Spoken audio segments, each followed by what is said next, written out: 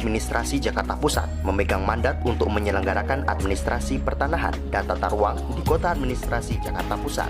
Kami bertekad selalu memberikan layanan terbaik kepada masyarakat. Era digital telah di hadapan, tak terkecuali dalam layanan pertanahan. Beragam inovasi kami berikan untuk memudahkan masyarakat mengakses layanan. Komitmen kami memberikan layanan terbaik, menghadirkan sertifikat tanah sebagai tanda bukti hak.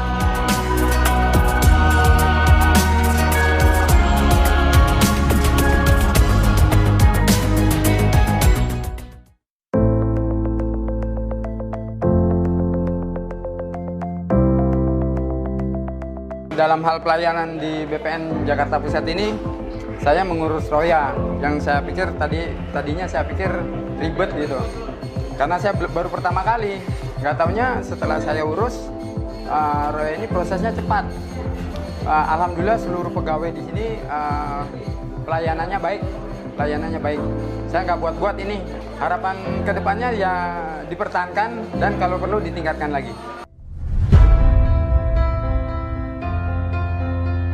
Sekarang saya dan kakak saya sudah mempunyai sertifikat dengan nama masing-masing. Ini berkat program pemerintah PTSL tahun 2017 saya mengikutinya dan alhamdulillah dengan program ini cita-cita saya terwujud dengan saya membuka usaha kos-kosan. Terima kasih saya ucapkan pada Kementerian APR BPN yang sudah membantu proses dari awal saya membuat sertifikat ini, terutama PTSL Kemayoran, Jakarta Pusat.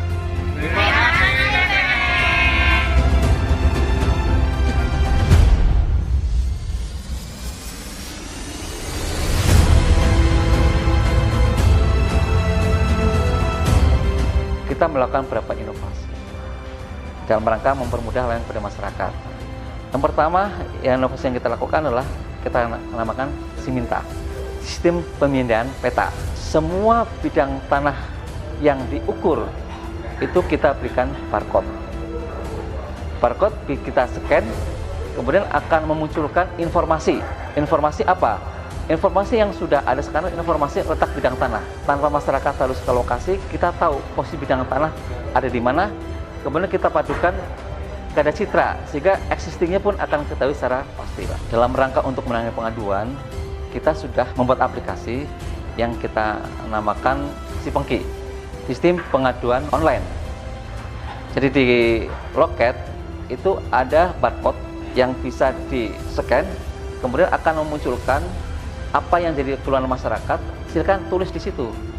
Apakah terkait dengan layanan, apa terkait dengan sumber daya manusia, apapun informasi yang itu, dan itu real time langsung terinformasikan kita melalui WhatsApp dan langsung kita tanggapi.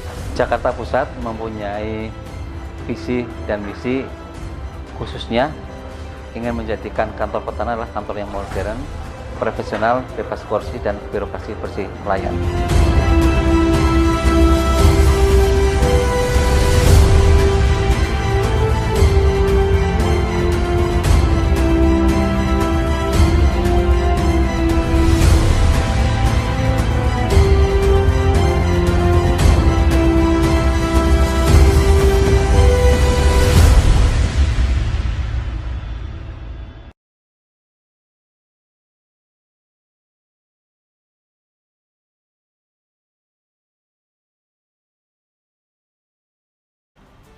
Saya akan menanggapi contoh tayangan mengenai best practice tentang kantor pertanahan Jakarta Pusat menyongsong era pelayanan pertanahan yang maju dan modern.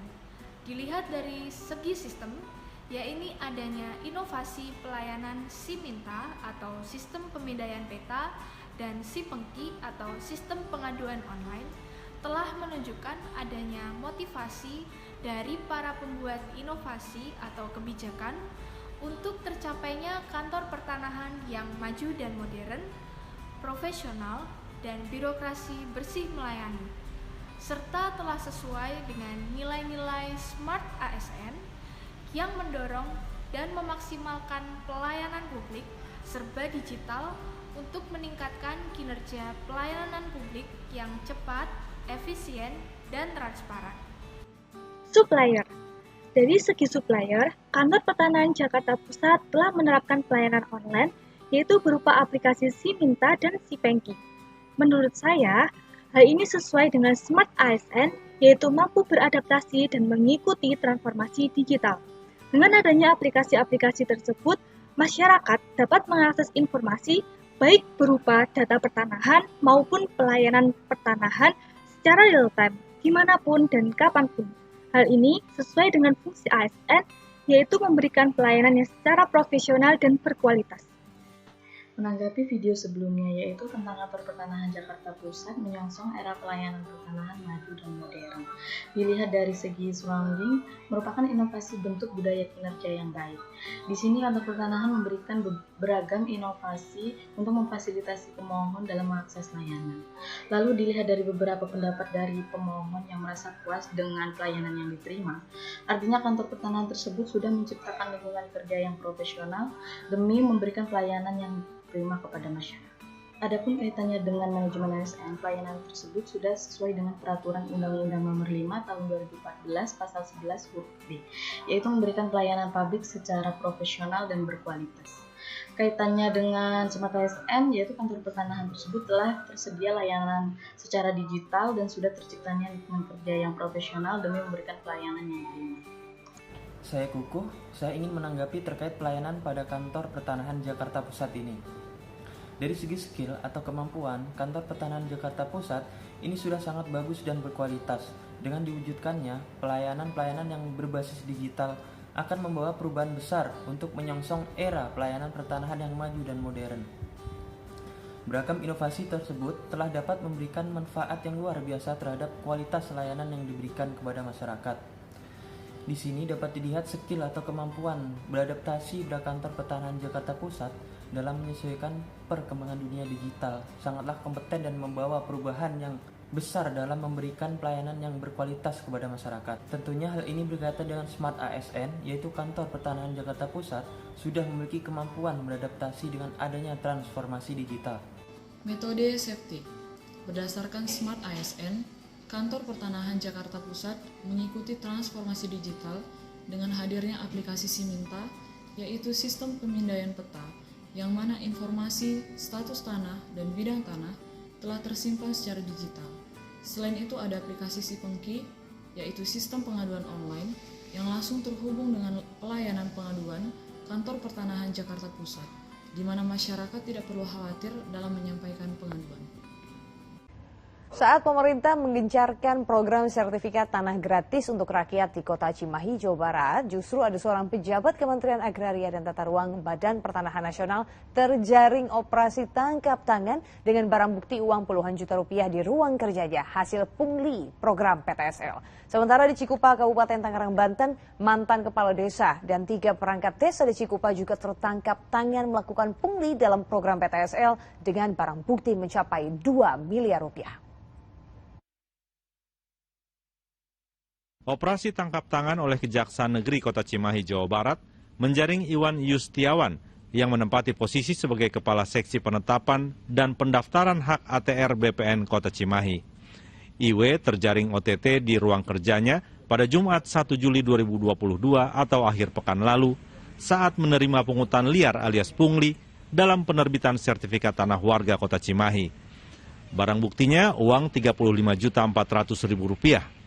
Pelaku diduga sudah melakukan pungli selama setahun dengan meminta uang bervariasi kepada warga besarnya Rp300.000 hingga Rp3 juta dalam program PTSL.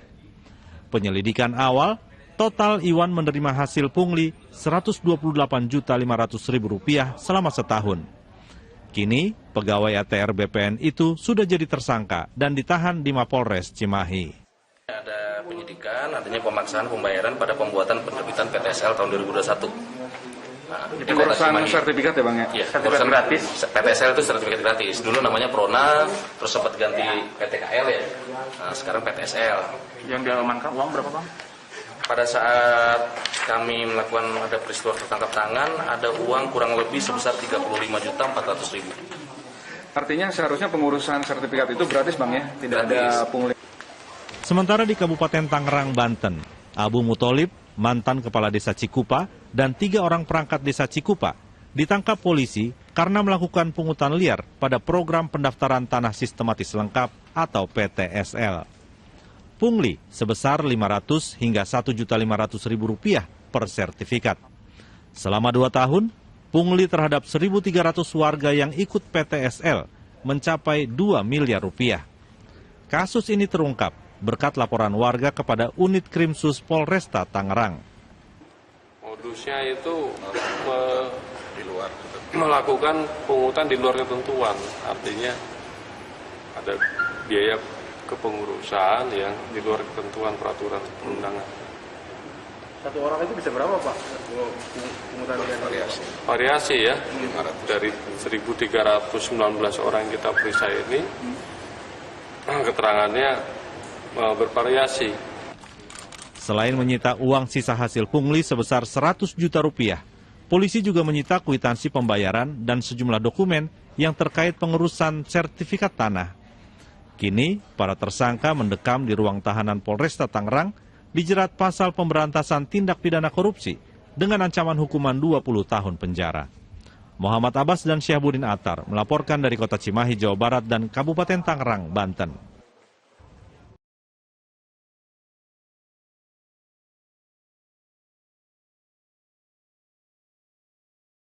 Saya Kuku, saya ingin menanggapi terkait dengan pungli PTSL yang terjadi pada kantor pertanahan Kota Cimahi. Seperti yang kita ketahui bahwa pungli merupakan hal yang sering terjadi dan sering dilakukan oleh pihak-pihak yang tidak bertanggung jawab dan tidak menunjukkan integritas dalam bekerja, hanya mementingkan keuntungan pribadi atau suatu kelompok. Mengapa pungli ini sering terjadi? Yaitu dapat dilihat dari segi sistem, kurangnya sistem pengawasan, sehingga pungli masih tetap terjadi sampai sekarang ini. Untuk meningkatkan pengawasan dan pencegahan pungli, maka harus dibuatkan sistem khusus yang dapat mencegah terjadinya pungli. Salah satunya dengan membentuk tim terkait pemberantasan tindakan pungli.